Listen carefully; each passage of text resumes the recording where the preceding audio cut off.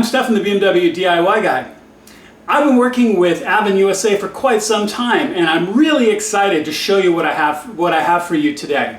Now, previously, if you wanted to change versions of Android, you actually had to change the hardware. Now, if you've got their Snapdragon display in your car, you can now straight image software update your display to Android 10.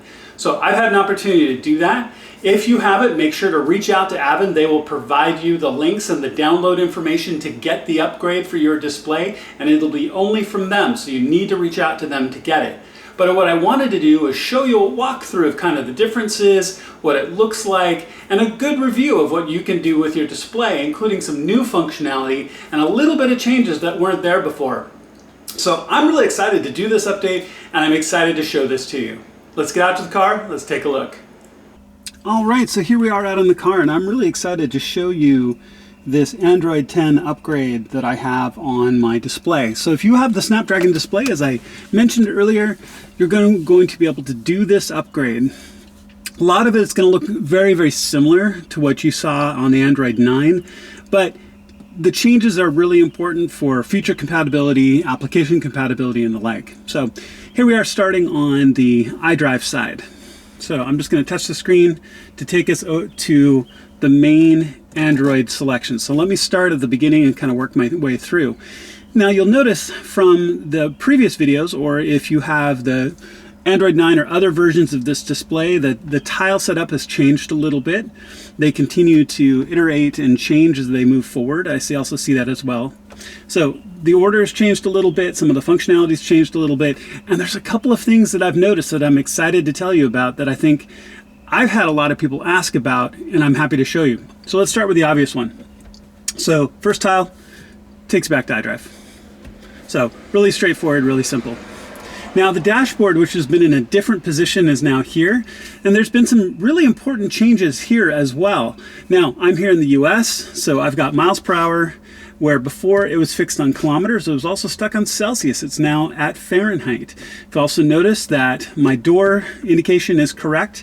Now the cool thing is that you can also do with this is you can also change colors. So this didn't have an option to change colors before. So you can go through a series of all your different choices that you'd like to do. Whatever suits you best. I do the red because that's as close to the kind of the OEM amber that you'll see on the car. So as you can see, the dashboard has finally been updated, which is just fantastic. All right, so let's go back to the main. So navigation. Now I currently have this set to Google Maps. That's fine. I'll show you where you can change it to your application of preference. And so all of the latest Google Map functionality that you have, pinch and zoom and navigation and all the good things that you can get. And you can do whatever choice that you would like to have for your navigation. So you can see me here in Washington State, outside of Seattle here in the United States. So let's go back to the beginning. I'm not going to walk through Google Maps. That's just a standard Google functionality. Now, you've got Bluetooth functionality as well, so you can change your ID, you can put in a different PIN code, you can associate your phone, you can sync your contacts, you can select music through it, you can do all the normal standard Bluetooth pairing that you would do, and I find the functionality is actually a little bit better than what it used to be. So I think this is a really positive change. But again, kind of standard functionality that you frequently see in these displays or you're used to on your phone, and it brings it all here so you can sync in multiple devices, all the good things you can to chain music, phone calls, and the like through your display. Let's go back to the beginning. Now, also want to notice that I can use my dial, right, my iDrive dial, to navigate as well. So all of that functionality is still there, your steering wheel controls are there, all the rest. Okay, this says Android app drawer or application. So this is going to be where you can install your suite of Android apps. So whatever you would like to have installed. One of the things I'm very, very excited about, and I demonstrated in another video, is I've got my BootMod 3 app installed, so I can run all of the tuning, I can run all of my gauges and logging natively here off the display. That's something I can also do off my phone, absolutely, but I will freely admit there's something really cool about having all those gauges and everything running here natively, everything set out. I think it's fantastic. So all of the things that you'd normally like to do with your Android display or tablet or phone, you can see here as well. You know, you can install your music apps, which we're going to come back to in a minute. You know, your navigation apps. Sometimes the satellite apps are really, really handy to see how good is your GPS connection and GPS antenna. So you've got all of the normal things that you would have through the Google Play Store. Okay, so let's move on. Now, right now, sound is turned off just because, you know, YouTube and music, you upload a video, they scan it, they'll take it down if it's somebody else's music. So throughout all of this, I'm going to have volume turned down because I don't want my video taken down. So here is the native music app that comes with the display, with Android 9, with Android 10. Nothing unusual here. This is pretty standard functionality. Shuffle, play, back and forth, pause, restart, all the normal things you would like to do. This app is native and comes on the display. I'm going to touch on how to change this in a second. One of the most common questions I've seen is, can I change the functionality of some of these tiles? You can change the map tile.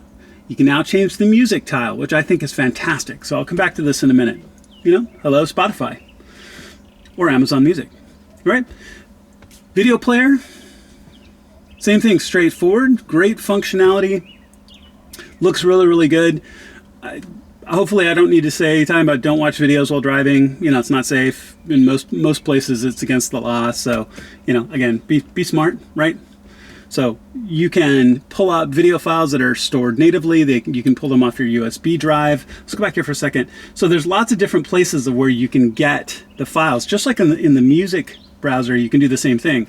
So you've got the option of locally, you can get it off an SD card.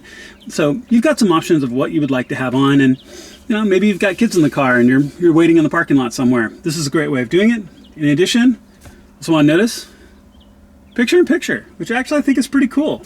So you actually have that ability now to do picture in picture, which is a neat change. So let me go back to the beginning.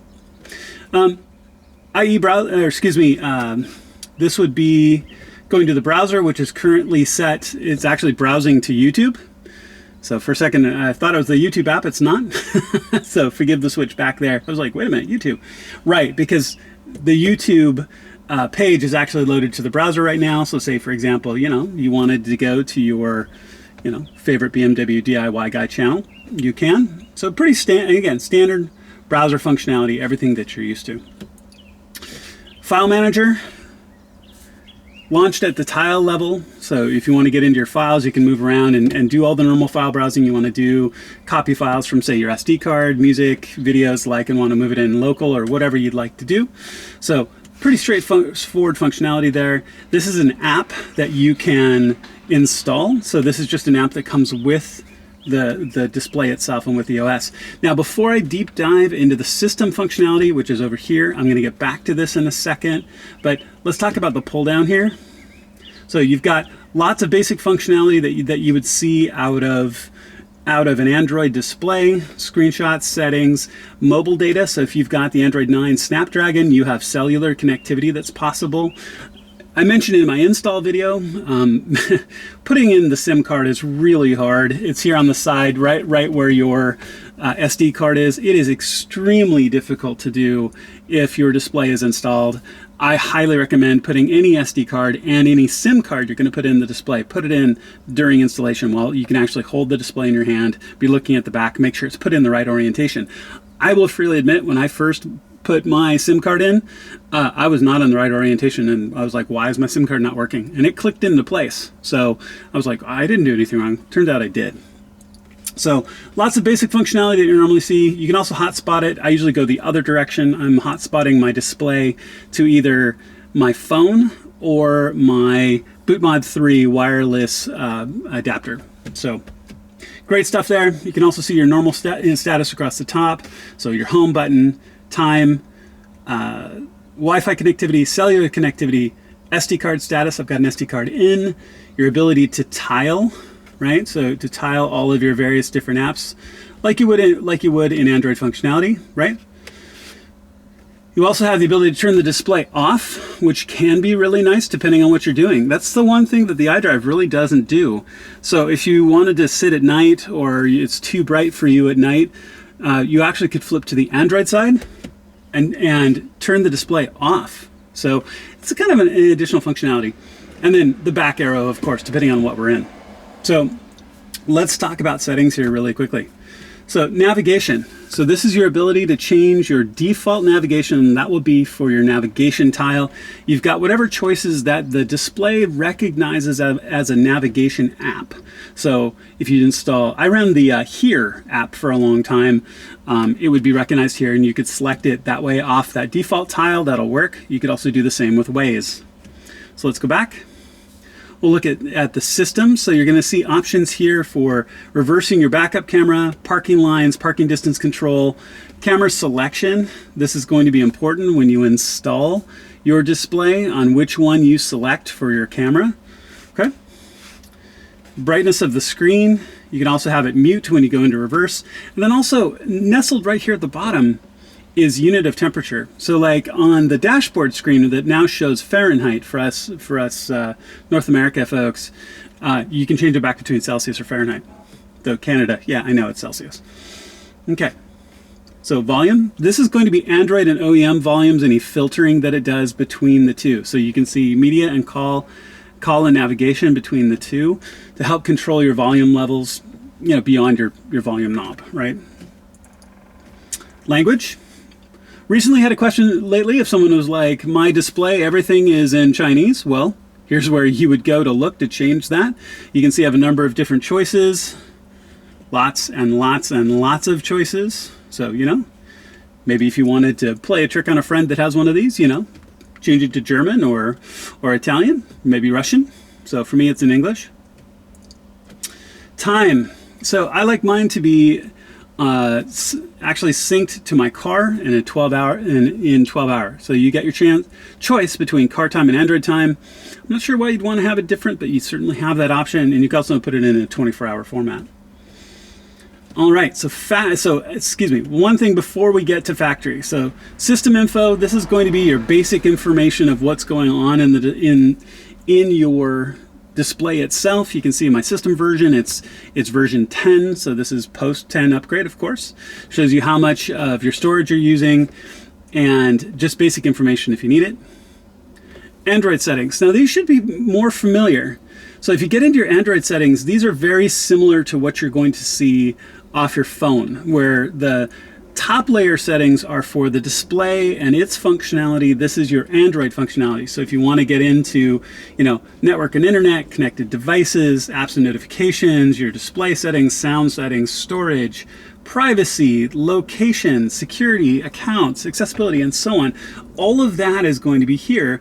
Just like when I was working with my BootMod 3 video that I wanted to show you, you know, when I was here in network and internet a lot and bouncing back and forth between the hotspot and tethering and connecting to my BootMod display, or excuse me, my BootMod adapter, excuse me, and all of those different choices that you have.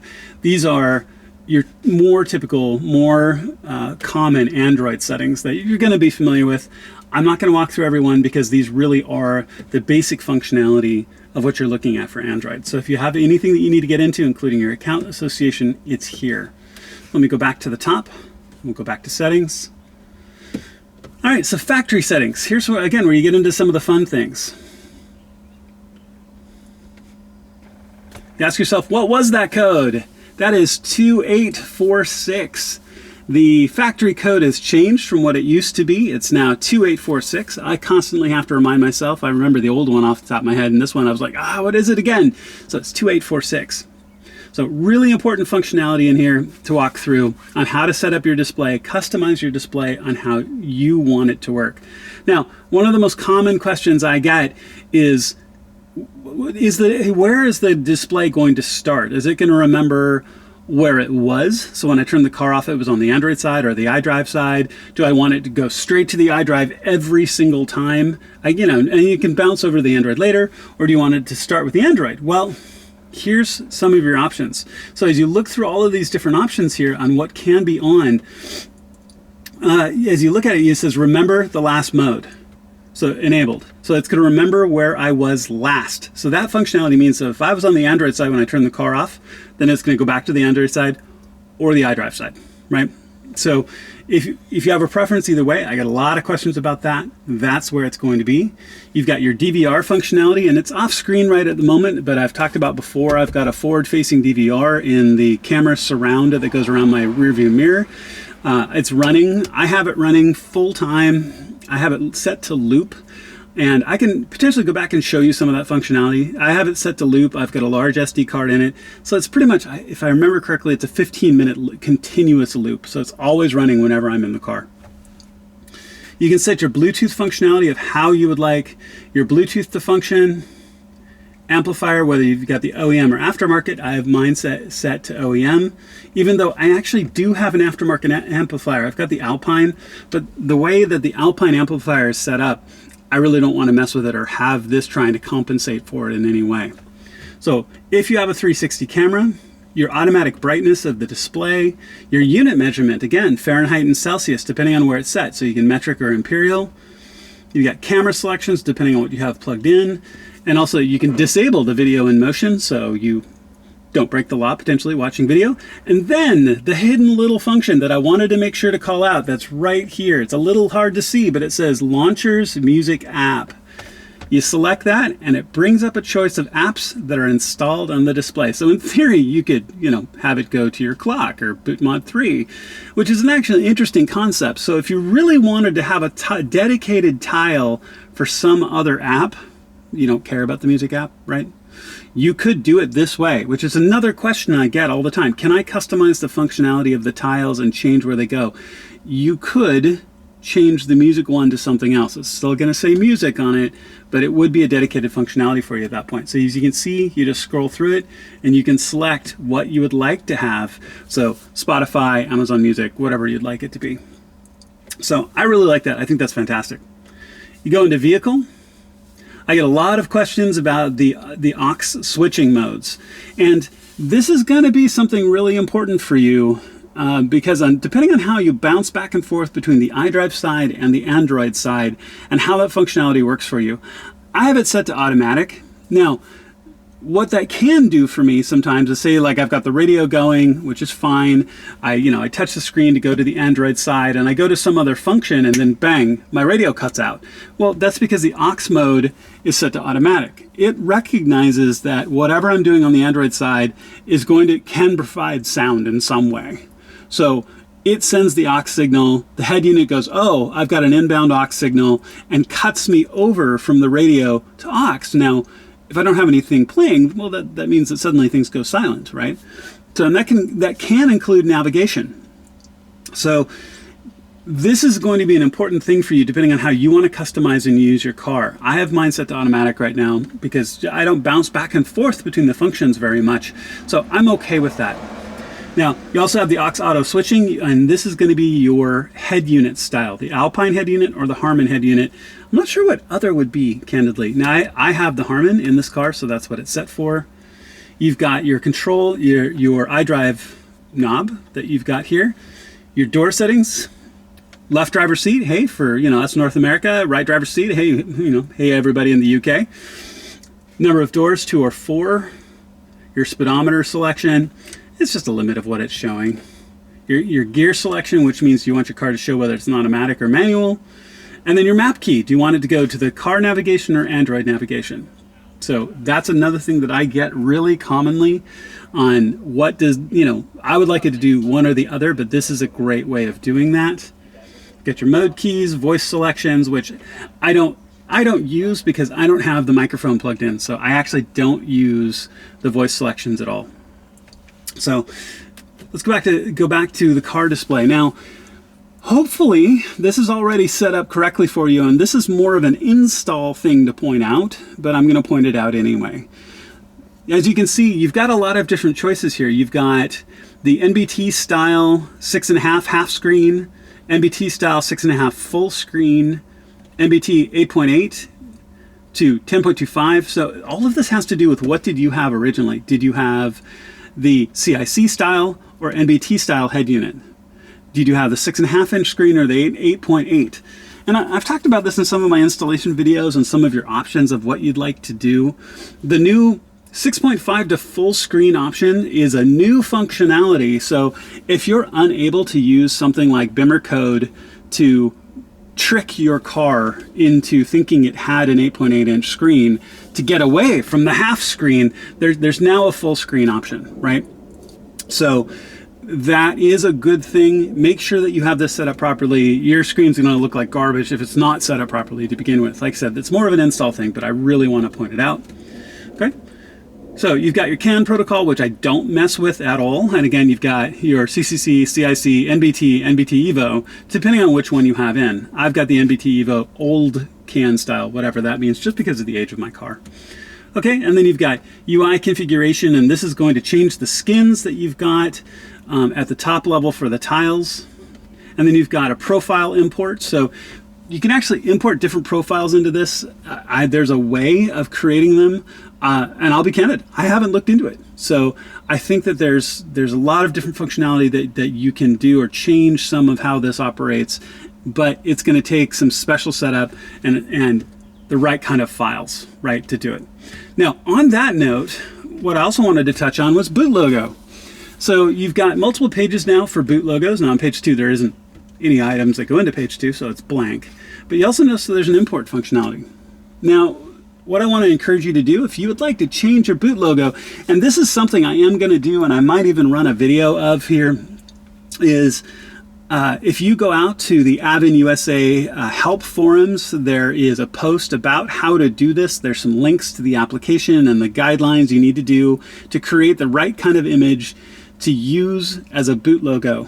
So I've been meaning to do it, and it's something I'm gonna do because I'm gonna be that guy. I'm gonna have a BMW DIY guy, Splash as my boot. I just haven't gotten a chance to do it yet. But this is how you would do it. Again, go to the AvinUSA forums or help forums to get that information, and you'll find what you need to do. It's not hard, and it doesn't look hard. I just personally haven't gotten around to it. All right, so let's bounce back up to the top. Obviously, I'm going to skip any of the iDrive functionality because that's just standard iDrive functionality that you have for your car, and that's not what this is about. So as you can see, there's at a top level, there's not a lot of difference visually from the Android 9 to the Android 10, but I think it's a really important upgrade because of the couple small subtle things I've called out. It's also the other thing that it's going to do, and as we look at the Android Play Store, you're going to look at application compatibility as you move from Android 9 to Android 10, which is very, very important. Because as you see, and I didn't do it on purpose, so as I go here, and I'm sitting off my Wi-Fi, so as I go here and I look at my apps, we're going to look at all the things that need to be updated, right? So this is going to be a good thing to make sure that your display stays up to date. So if you have this, like I said, if you have the Snapdragon display, this is going to be a great setup for you. All right, so there's your high-level walkthrough of the new Android 10 for the Avin Snapdragon display. I hope you enjoyed this. All right, so there's your top high-level walkthrough of the Avin display. I hope this was useful for you. All right, all done. So as you can see, there's some similarities, there's some new functionality, and then also that updated compatibility of being Android 10 as you go to the Android Play Store and other places and run different applications on your display. I am so excited to be able to add this additional technology and be able to run things like BootMod 3, other apps, Waze, my forward-facing camera, all the other applications that you can use, let alone change some of the tiles now that you couldn't do before. So I hope this has been useful for you. Please click subscribe and the little alarm bell next to it. That way you get all the notifications for my upcoming videos because I always have more projects on my bench, and I look forward to seeing you on my next video.